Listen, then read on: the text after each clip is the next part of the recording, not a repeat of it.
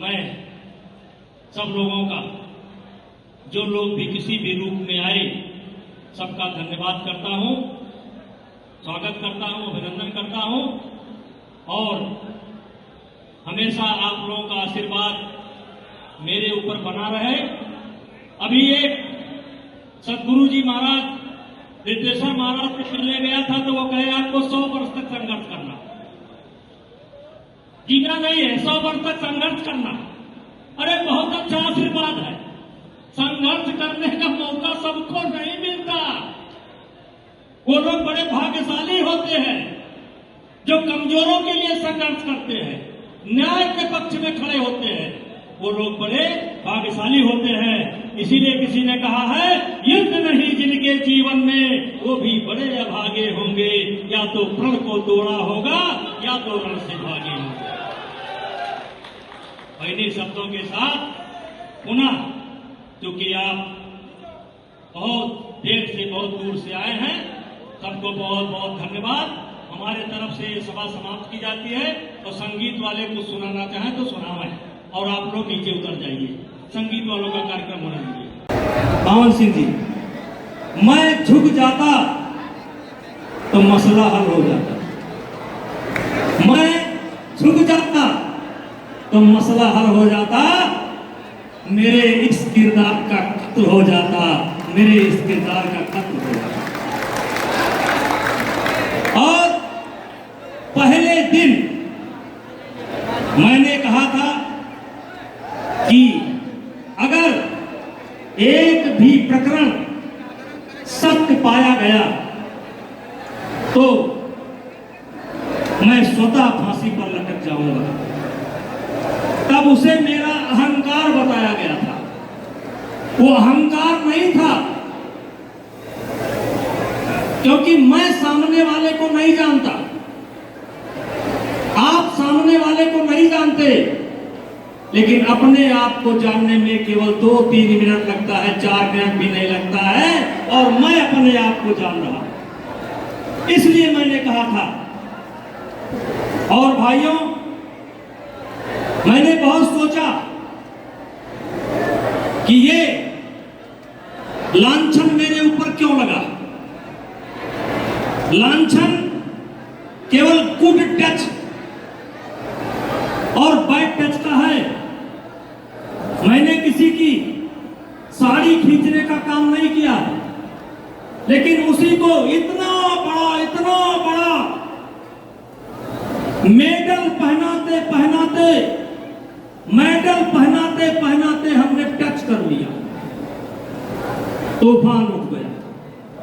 मेरे गोंडा के भाइयों, मेरे अवध क्षेत्र के वासियों, दुनिया में आज तक डॉक्टर साहब इतना बड़ा आंदोलन कभी नहीं हुआ। डोनाल्ड ट्रंप के खिलाफ भी नहीं हुआ, किसी रेपिस्ट के खिलाफ भी नहीं हुआ। मेरे खिलाफ तो केवल यह था कि हमने मेडल पहनाया और पहनाते टच कर लिया। मैंने सोचा ये आरोप मेरे ऊपर क्यों लगा। जैसा कि राजकुमार दास जी ने कहा, ये देश की पीड़ा है। आज जिले स्तर पर गैंग मौजूद है। कितना पैसा खर्च करेंगे, ज्यादा पैसा खर्च करेंगे तो 500 लगाने वाले भी मौजूद हैं। कम पैसा खर्च करेंगे तो उसी अनुसार केस लगाने वाले मौजूद हैं।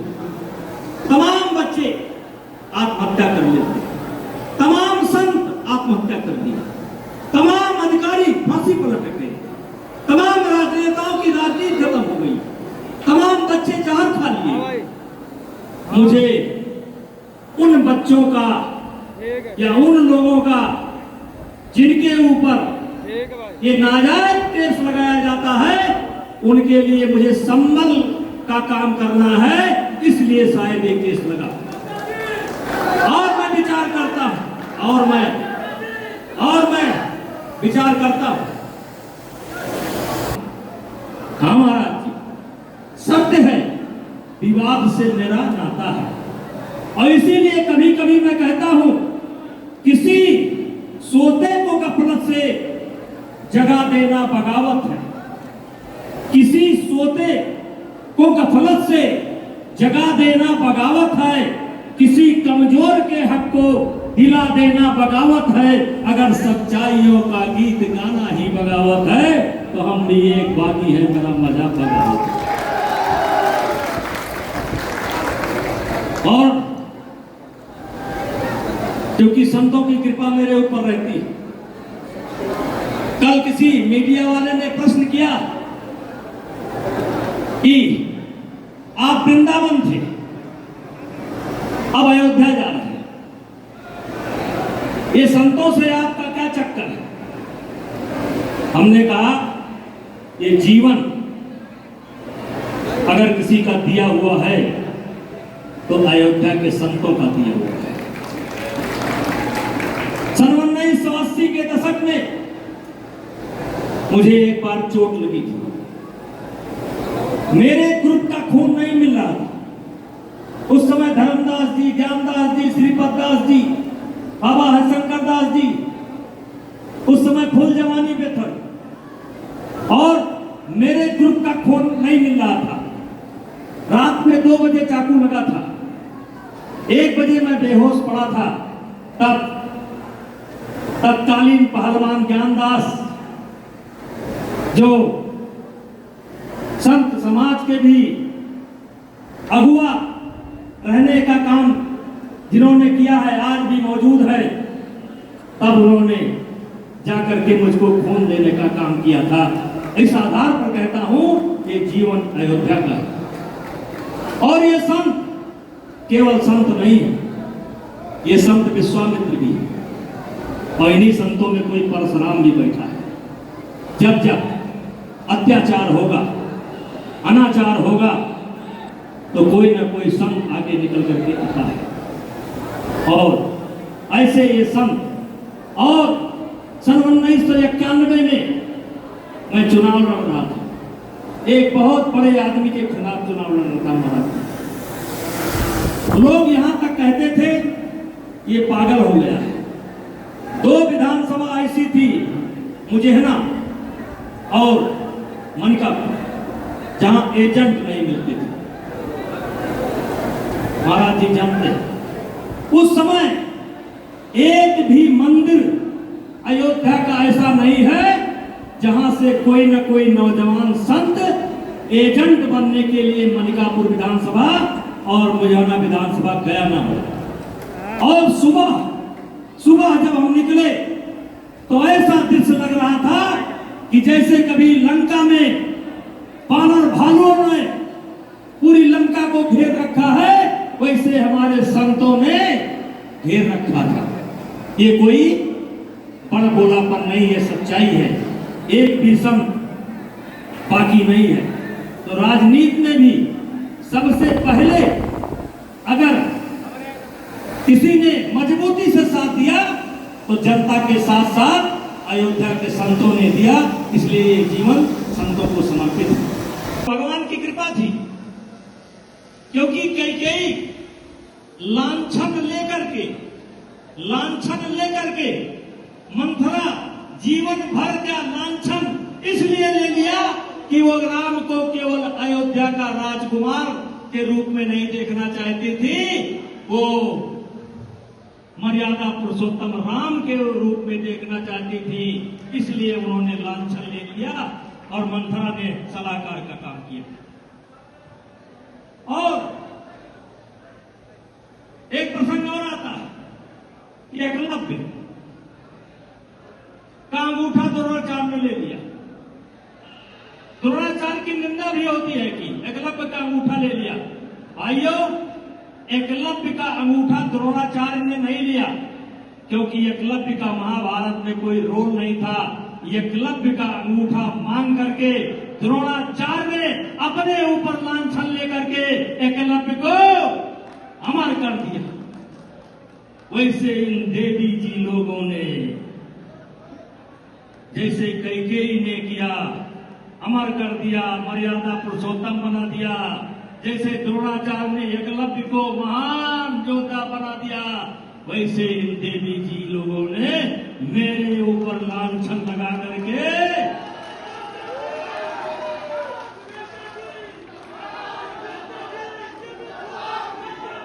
बड़ी कृपा है इनकी, बड़ी कृपा है इनकी।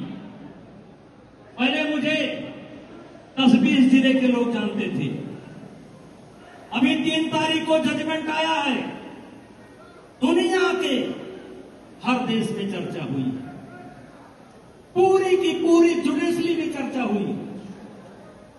कोई जिला बार नहीं है जिसमें मेरी चर्चा ना हो, कोई हाई कोर्ट का बार नहीं जिसमें मेरी चर्चा ना हो, सुप्रीम कोर्ट में मेरी चर्चा, जजों के बीच में मेरी चर्चा। अरे हैं? जो भैंस चलाता था, गाय चलाता था, कक्षा 8 3 साल में फेल हुआ, आज जुडिशरी उसके बारे में चर्चा कर रही है और अयोध्या के संत आशीर्वाद दे रहे हैं। और मेरा यह केस कहीं न कहीं संबल बनेगा किसका? कमजोर लोगों का, जो हथियार के रूप में प्रयोग किया जाता है। यद्यप कोई योजना नहीं थी, लेकिन आदरणीय राजकुमार दास जी के मुंह से निकल गया कि इस कानून की समीक्षा होनी चाहिए, इस कानून की समीक्षा होनी चाहिए, क्योंकि हमारे जैसे लोग तो भार उठा सकते हैं, लड़ सकते हैं, लेकिन कई ऐसे लोग हैं जो लड़ नहीं सकते हैं, टूट जाते हैं। तो भाइयों, पुनः ज्यादा नहीं कहूंगा, और किसी से कोई शिकायत नहीं है, किसी को कुछ कहना नहीं है। हमको लगता है ये लांछन इन लोगों ने, जैसे कैकेयी ने लिया था, जैसे द्रोणाचार्य जी ने लिया था, उसी कुछ प्रकार से आने वाले समय में रिजल्ट आएगा। और सबसे बड़ी बात, जैसे आज बुंदेलखंड के लोग भी आए, बुंदेलखंड में आला गाया जाता है तो कहा जाता है धन्य महोबा के पानी है जहां कई बकड़ी बाग दिया। तो वैसे आज धन्य अयोध्या के पानी है, धन्य अवध क्षेत्र के पानी है जहां कई बकड़ी बाग दिया। मैंने कभी अपने आप को अपराधी नहीं माना, कभी अपने आप को अपराधी नहीं माना। 127 तारीख पड़ी, 4 जजों के सामने सुनवाई हुई। 127 तारीख पर मैंने एक एप्लीकेशन नहीं दिया कि मैं उपस्थित नहीं हूं। सामने वाले 6-6 महीना एक लोगों ने मौका लिया। हमने कहा लो भाई, मौका लो, मौका लो, मौका ले लो। आज कुछ लोग कहे कि वो हाई कोर्ट जाने वाले हैं। हमने कहा ये उनका अधिकार है, क्योंकि जब तक हाई कोर्ट में मुकदमा चलेगा तब तक फिर मैं चर्चा में रहूंगा। और राजनीति का काम ये चर्चा, पर्चा, खर्चा, चर्चा, पर्चा, खर्चा, ये 3 राजनीति के लक्षण हैं। आप हाई कोर्ट जाइए, स्वागत है आपका, आप हमारा ही काम कर रहे हैं, क्योंकि आप नहीं चाहते हैं कि मेरी चर्चा समाप्त हो। जब तक कोई बड़ा काम मेरे हाथ से न हो जाए तब तक मेरी चर्चा समाप्त होने वाली नहीं। और इन्हीं शब्दों के साथ पुनः मैं सबका महाराज जी लोगों का, सबका, विधायक जी लोगों का, मंत्री जी का,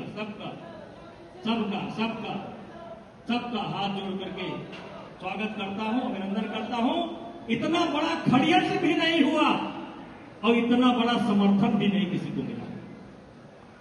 शायद मैं इस देश का पहला आदमी हूं कि इस केस में षड्यंत्र भी बहुत बड़ा हुआ। कनाडा में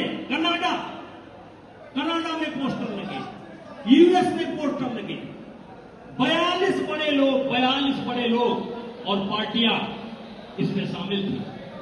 आज एक फैशन हो गया है, मीडिया वाले जानते, आज एक फैशन हो गया। अभी 2-3 दिन बोलते हुए मैंने कहा था कि आज जो ये विपक्ष की पार्टियां हैं, इनके ऊपर जनता का विश्वास नहीं है, इसलिए स्वयं कोई आंदोलन नहीं खड़ा करते।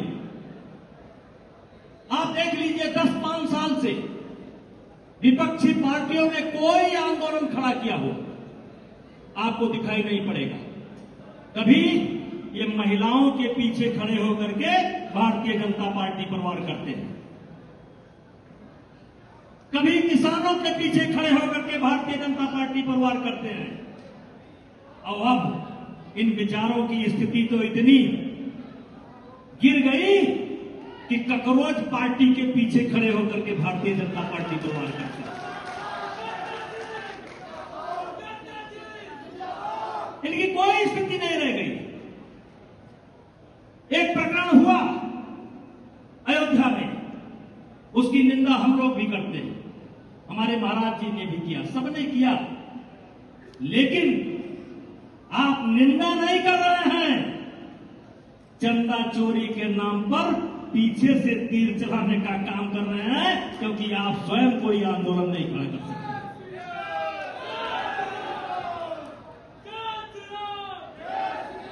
स्वयं 10-15 साल से देख लीजिए, कभी किसानों के पीछे, कभी महिलाओं के पीछे,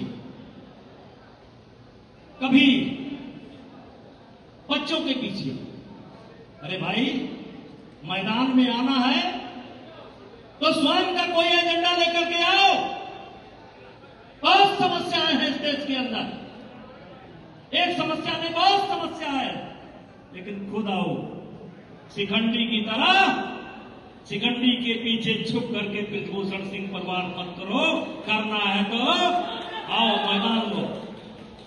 और इन्हीं शब्दों के साथ मुझे गर्व है, फिर गर्व से कहना चाहता हूं, जितना साथ मेरे आसपास के लोगों ने दिया है यौन उत्पीड़न के प्रकरण में, ऐसा साथ किसी को नहीं मिलता। ये संत कभी हमसे किनारा नहीं किए, ये संत हमसे कभी किनारा नहीं किए, अयोध्या कभी किनारा नहीं की, बच्चे कभी किनारा नहीं किए, बच्चियां कभी किनारा नहीं की। 3 तारीख को लगभग 10:30 या 10:40 पर जजमेंट आया। उसके बाद दूसरे दिन मैं वृंदावन चला गया, सदगुरु रिद्धेश्वर महाराज जी का आशीर्वाद लिया। कल मैं परसों शाम को अपने लड़की शालिनी सिंह के यहाँ गया। कल दिन भर दिल्ली में रह करके हरियाणा, पश्चिमी उत्तर प्रदेश, राजस्थान, छत्तीसगढ़, कई प्रांत के लोग आते रहे, उनसे मिलता रहा। शाम को जयप्रकाश पालवान जो गुज्जर समाज से आते हैं, उनके यहाँ एक कार्यक्रम किया। और आज मैं 11 बजे अयोध्या आया। सबसे पहले हनुमानगढ़ी, जहाँ का सदैव आशीर्वाद मेरे पास रहता है, उनका दर्शन किया। दर्शन के उपरांत मैं आया और एयरपोर्ट से लेकर के नंदनी नगर तक, लाखों थे कि हजारों में थे वो तो अनुमान आप लोग लगाएंगे, लेकिन बहुत बड़ी संख्या में मुझे लगता है कि प्रदेश का कोई जिला ऐसा नहीं है, बुंदेलखंड से लेकर के पश्चिम तक की भागीदारी थी और सब लोगों ने बहुत बढ़ चढ़ करके मेरा स्वागत किया। और देखिए, ये कोई बहुत प्रसन्न होने वाला विषय नहीं है, कि बहुत प्रसन्न होने का विषय नहीं है कि मैं कोर्ट ने मुझको बाइज्जत बरी कर दिया। यहाँ पर ये सवाल पैदा होता है कि मैंने पहले दिन ही कहा था कि यदि ये मामला सत्य पाया जाएगा तो मैं फांसी पर लटक जाऊंगा। 127 तारीख पड़ी इसमें और लगभग 3.5 साल लगे। मैंने एक भी तारीख मिस नहीं किया। अदालत का जो प्रोटोकॉल होता है उसको मैंने पालन किया, लेकिन जो पीड़िता है, इन लोगों ने 6-6 महीने एक लोगों ने खींचने का काम किया और इनके परिवार के ही लोग, कुछ लोग गवाही देने के लिए नहीं आए। कुल मिलाकर के 27 गवाह इसमें पेश हुए थे और मुझको तो प्रसन्नता ही है। मुझसे ज्यादा प्रसन्नता मेरे समर्थकों को, चाहे वो हमारे जिले के हो, चाहे प्रदेश के हो, चाहे देश के हो, क्योंकि ये आरोप पहली बार मेरे ऊपर झूठा नहीं लगा। ये झूठे आरोप के कारण तमाम ऐसे बच्चे हैं जो आत्महत्या कर गए, तमाम ऐसे साधु संत हैं जो आत्महत्या कर गए। जिले जिले पर गैंग है, कितना पैसा खर्च करेंगे उसी के हिसाब से वो आपके ऊपर आरोप लगाने के लिए तैयार है। तो ये जो रैली आज हुई है, ये इस बात के लिए भी मानी जाएगी कि कहीं न कहीं नीचे रख लीजिए, इस कानून का दुरुपयोग हो, तो हम लोग भी उठा लेंगे। इसको लेकर के भी समाज में आक्रोश है।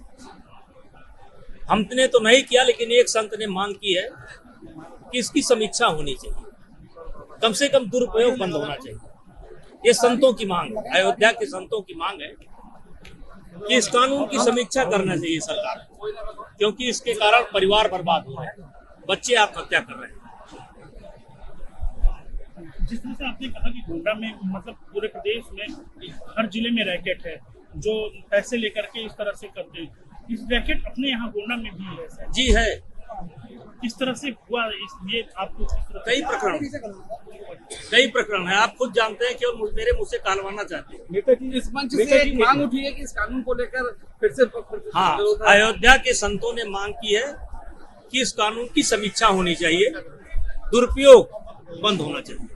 कोर्ट ने आपको 22 तक बरी कर दिया, जिनके द्वारा आप पर आरोप लगाए गए थे, एफआईआर दर्ज कराया गया था। मामला 2230 दिन चला, 127 सुनवाई हुई। क्या उनके खिलाफ अब आप जाएंगे कोर्ट में? नहीं, देखिए, अभी आप ही लोगों के माध्यम से ये आया है कि वो हाई कोर्ट जाएंगे और मैंने कहा कि उनका राइट है, वो हर व्यक्ति का राइट है। जिसको नहीं न्याय मिलता है, अगर उनको नहीं न्याय मिला है तो हाई कोर्ट जा सकते हैं। अब हाई कोर्ट जाएंगे, सुप्रीम कोर्ट जाएंगे, उसके बाद मुझे जाना है कि नहीं जाना है विचार करेंगे। तो क्या नेताजी आप जाएंगे? जिस तरीके से कोर्ट ने आपको पहले ये कोर्ट की प्रक्रिया समाप्त हो जाए तब हम विचार करेंगे कि जाएंगे कि नहीं जाएंगे, क्योंकि जब तक कोर्ट की प्रक्रिया चल रही है, हाई कोर्ट में प्रकरण विचाराधीन है, अभी तो है नहीं, लेकिन उम्मीद है सुप्रीम कोर्ट में विचाराधीन भी हो सकता है, अभी है नहीं। तो जब ये प्रक्रिया समाप्त होगी तब हम विचार करेंगे कि मुझे जाना चाहिए कि नहीं जाना चाहिए। इस मामले में आप बयान भरी हुए हैं, कोर्ट से क्या कहेंगे? कोर्ट का बदलाव की बात करते हैं आप? चार जज, ये 4 जजों का फैसला है। जैसे पहले एक जज ने सुना, फिर एक महिला जज ने सुना, फिर एक पुरुष जज ने सुना, ये चौथे जज हैं जिन्होंने ये फैसला सुनाया है।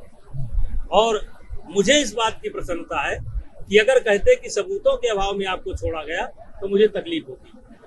बाइज्जत शब्द का प्रयोग हुआ है और षड्यंत्र शब्द का भी प्रयोग हुआ है।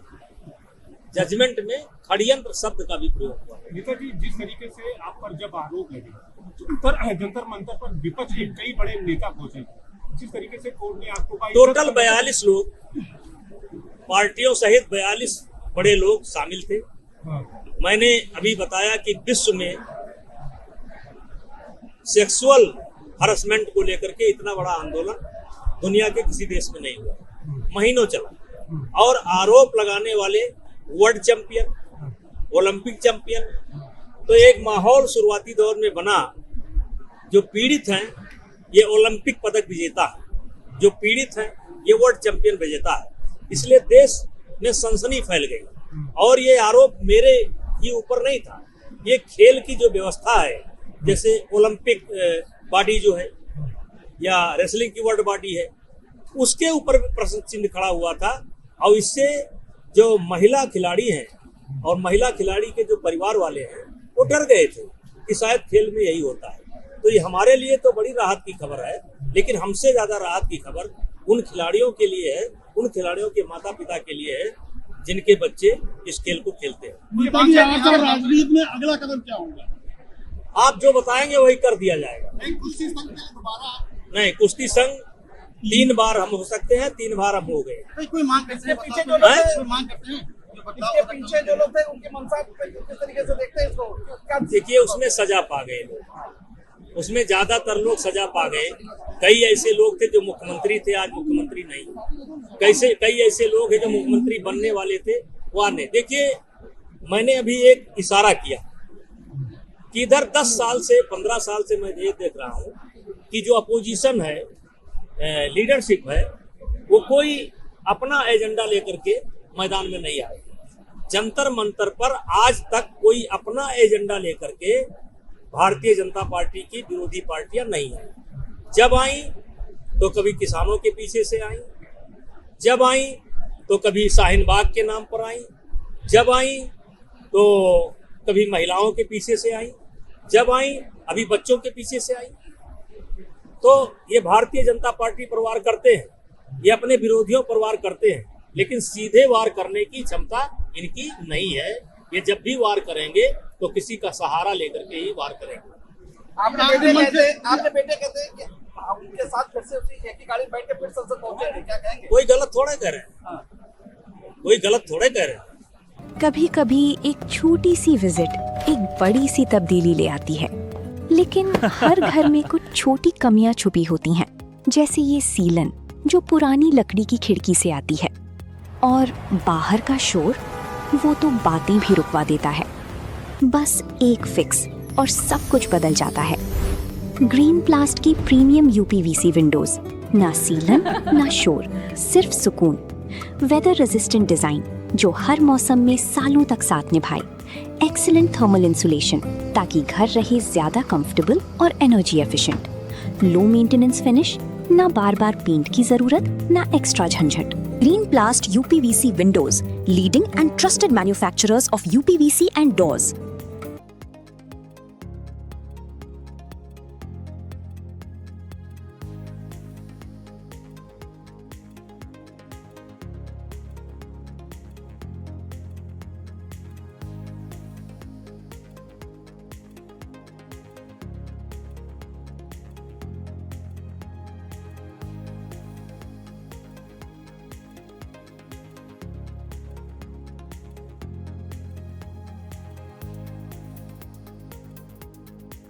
चुनावी समर में आया इंडिया का महासर्वे, विधायकों का रिपोर्ट कार्ड, जनता जनार्दन देगी नंबर। टिकट से पहले भरोसे की बाजी, 5 साल के इम्तिहान का परिणाम, काम या सिर्फ वादों का जंजाल। आप अपने विधायक को फिर देना चाहेंगे एक और मौका?